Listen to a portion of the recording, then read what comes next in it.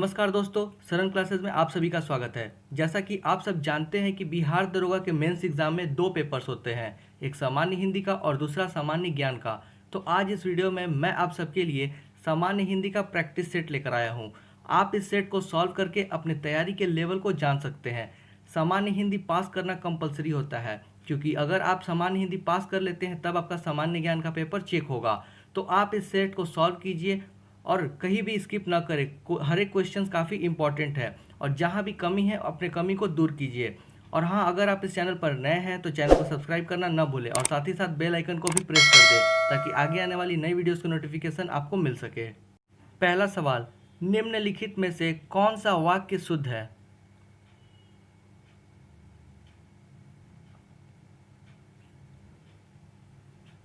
Answer है option B, वहाँ अनेक लोग उपस्थित थे। यानी कि इस चार ऑप्शन में ऑप्शन बी सही है, वहाँ अनेक लोग उपस्थित थे।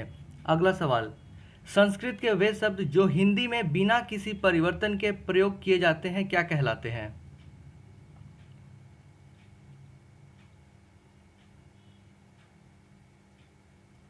आंसर है ऑप्शन सी, तत्सम। संस्कृत के वे शब्द जो हिंदी में बिना किसी परिवर्तन के डायरेक्ट प्रयोग किए जाते हैं उन्हें हम तत्सम कहते हैं, और संस्कृत के वे शब्द जो हिंदी में थोड़े मोड़े परिवर्तन करके प्रयोग किए जाते हैं उन्हें तद्भव कहते हैं। नेक्स्ट क्वेश्चन, निम्नलिखित शब्दों में से पुल्लिंग शब्द का चयन कीजिए।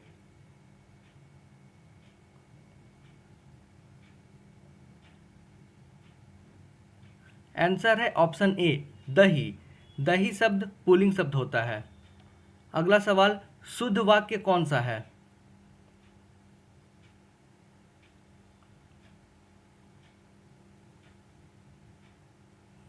आंसर है ऑप्शन ए, तनिक अपना पाठ दोहराओ। यहाँ चार ऑप्शन दिए हुए हैं, आपको ए ऑप्शन यहाँ सही है, तनिक अपना पाठ दोहराओ सही वाक्य है। अगला सवाल, निम्नलिखित में से कौन सा वाक्य शुद्ध है? वायु का पर्यायवाची आपको यहाँ पे बताना है। आंसर है ऑप्शन डी, वायु का एक पर्याय अनिल भी है। बाकी सारे ऑप्शन यहाँ गलत हैं। आंसर है ऑप्शन डी, वायु का पर्याय अनिल भी है।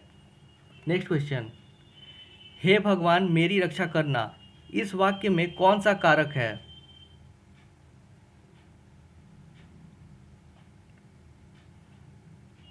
आंसर है ऑप्शन सी, संबोधन कारक। हे भगवान, यहाँ पर आप हे वर्ड देख रहे हैं, ये संबोधन कारक है। तो इस सवाल का आंसर हो जाएगा ऑप्शन सी, संबोधन। अगला सवाल, भल्लुक शब्द का अर्थ नहीं है।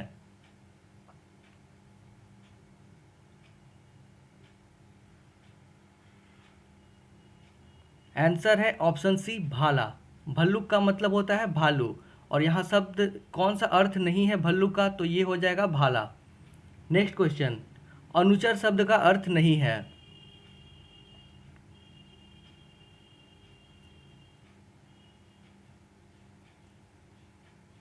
आंसर है ऑप्शन डी, निर्झर। अनुचर का मतलब होता है नौकर, चाकर या सेवक। तो यहाँ पर आप देख सकते हैं कि अनुचर शब्द का अर्थ नहीं है, सवाल में पूछा गया है। तो आंसर है ऑप्शन डी, निर्झर। निर्झर का अर्थ कुछ और होता है और अनुचर का अर्थ होता है नौकर, चाकर, सेवक, और भृत्य भी अनुचर ही है। अगला सवाल, शुद्ध वाक्य कौन सा है?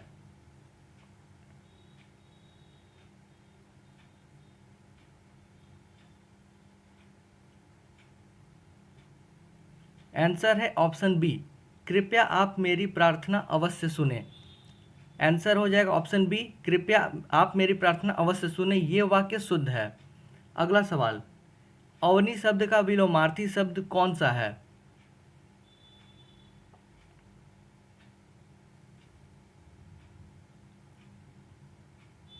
आंसर है ऑप्शन सी, अंबर। अवनी शब्द का विलोम शब्द अंबर होता है। अगला सवाल, परंपरा से चली आई कथा के लिए एक शब्द है।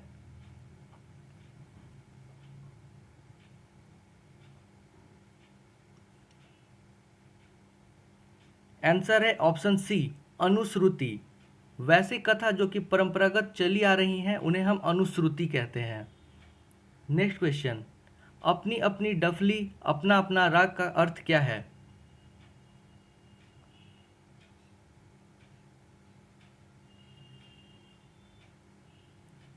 आंसर है ऑप्शन बी, कोई काम नियम कायदे से न करना, यानी कि अपनी अपनी डफली अपना अपना राग। इसका अर्थ हुआ कि कोई भी काम को नियम कानून से न करना। अगला सवाल, राष्ट्र की फिल इन द ब्लैंक्स के लिए शहीदों ने अपना बलिदान दिया। यहाँ पर आपको ब्लैंक में क्या होगा वो बताना है।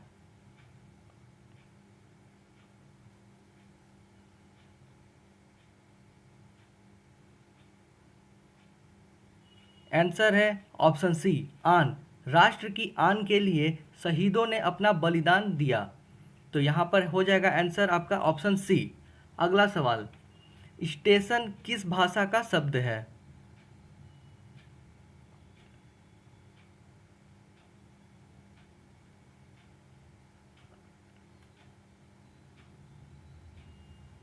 आंसर है ऑप्शन बी, अंग्रेजी। स्टेशन जो शब्द है ये इंग्लिश वर्ड है। स्टेशन शब्द जो है वो एक इंग्लिश वर्ड है। नेक्स्ट क्वेश्चन, रामायण और महाभारत का समय ब्लैंक हो गया पर ये ग्रंथ अभी तक नए हैं। यहाँ आपको फिल इन द ब्लैंक्स बताना है कि ब्लैंक में क्या होगा।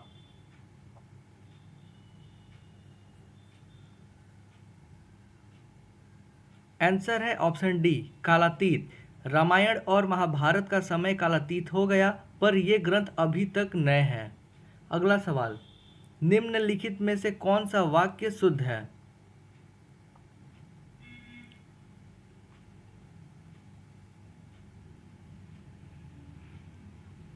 आंसर है ऑप्शन सी, इस कहानी का शीर्षक बताओ। इस वाक्य में कहीं भी कोई त्रुटि नहीं है। आपको चार ऑप्शन दिख रहे होंगे, सब में कहीं ना कुछ गलत है, पर ऑप्शन सी बिल्कुल ही सही है। इस कहानी का शीर्षक बताओ। नेक्स्ट क्वेश्चन, इत्यादि शब्द का संधि विच्छेद क्या है?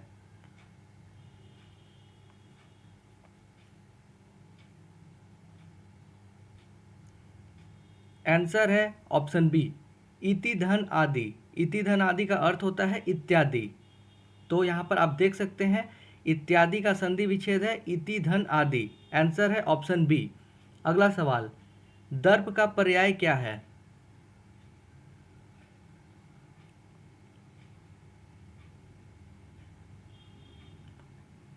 आंसर है ऑप्शन बी, अहंकार। दर्प का पर्याय अहंकार होता है। अगला सवाल, एकाधिकार का विलोम शब्द क्या है? एकाधिकार का विलोम बताना है।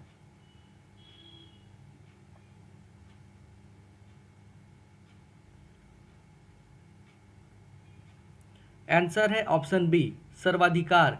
एकाधिकार का विलोम शब्द होता है सर्वाधिकार, यानी आंसर बी। अगला सवाल, स्वकीय का विलोम शब्द क्या है?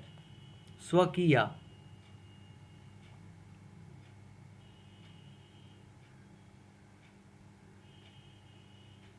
आंसर है ऑप्शन डी, परकीय। स्वकीय का विलोम शब्द होता है परकीय, यानी आंसर है ऑप्शन डी। अगला सवाल, गांठ का पूरा का अर्थ क्या होता है? गांठ का पूरा।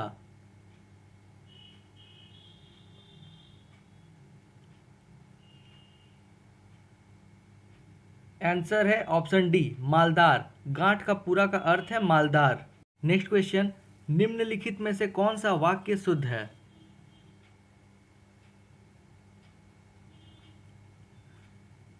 आंसर है ऑप्शन सी, उसके सामने एक गंभीर समस्या है। आप देख सकते हैं ऑप्शन ए में लिखा है गहरी समस्या है, बट यहाँ पर जो सही होगा वो है गंभीर समस्या। तो इसलिए आंसर है ऑप्शन सी, उसके सामने एक गंभीर समस्या है।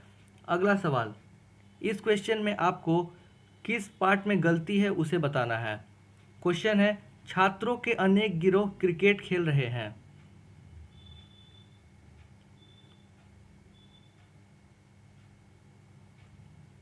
आंसर है ऑप्शन बी, यहाँ पर अनेक गिरोह नहीं होगा। गिरोह डाकुओं का होता है, यहाँ पर अनेक दल या अनेक टीम हो सकता है। तो छात्रों के अनेक गिरोह यहाँ पर गलत है, तो यहाँ पर हो जाएगा आंसर आपका ऑप्शन बी।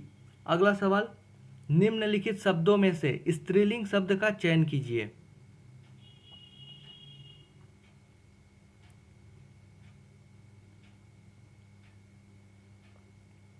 आंसर है ऑप्शन ए, भीड़। भीड़ शब्द स्त्रीलिंग शब्द है, बाकी समूह, झुंड, दल ये सारे शब्द पुल्लिंग होते हैं। अगला सवाल, मैंने मेरी पुस्तक वहाँ रख दी है। इस क्वेश्चन में आपको किस पार्ट में गलती नज़र आ रही है उसे बताना है।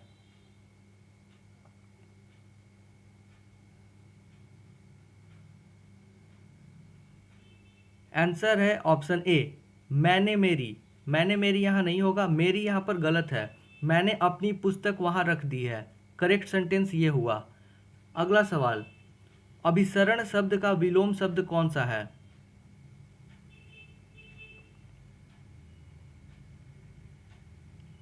आंसर है ऑप्शन ए, अपसरण। अभिसरण शब्द का विलोमार्थी शब्द अपसरण होता है। अगला सवाल, निम्नलिखित शब्दों में से शुद्ध वर्तनी वाला शब्द इंगित करें। 4 ऑप्शन दिख रहे होंगे आपको, इसमें से जो वर्ड सही है, जिसका वर्तनी शुद्ध है, उसे आपको बताना है। आंसर है ऑप्शन ए, निर्लज। निर्लज में आपका जो ऑप्शन ए है ये सही वर्ड है, बाकी सारे वर्ड गलत हैं। अगला सवाल, निम्नलिखित शब्दों में से शुद्ध वर्तनी वाला शब्द इंगित करें। उत्तरदायी किस प्रकार लिखा जाता है वो आप बताएं।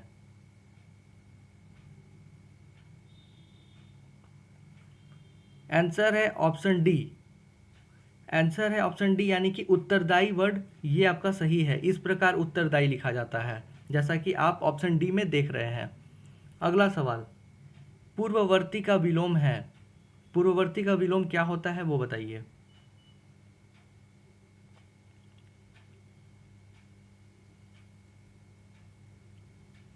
आंसर है ऑप्शन बी, परवर्ती। पूर्ववर्ती का विलोम होता है परवर्ती। अगला सवाल, जो किसी अन्य व्यक्ति के स्थान पर कार्यरत हो उसे क्या कहते हैं? यानी कि ये वन वर्ड है, जो किसी अन्य व्यक्ति के स्थान पर कार्यरत हो उसे हम क्या कहेंगे?